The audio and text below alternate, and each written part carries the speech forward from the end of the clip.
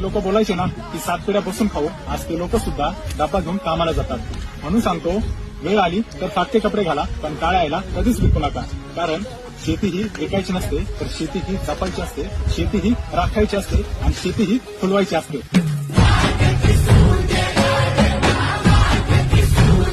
ते लोक बोलायचे ना की 7 पिढ्या बसून खाऊ, आज ते लोक सुद्धा डब्बा घेऊन कामाला जातात.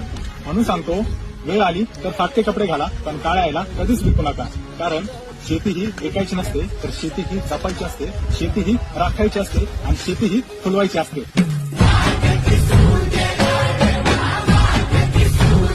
ते लोक बोलायचे ना की 7 पिढ्या बसून खाऊ, आज ते लोक सुद्धा डब्बा घेऊन कामाला जातात. म्हणून सांगतो, वेळ आली तर फाटके कपडे घाला, पण काळ्या आईला कधीच विकू नका. कारण शेती ही विकायची नसते, तर शेती ही जपायची असते, शेती ही राखायची असते आणि शेती ही फुलवायची असते.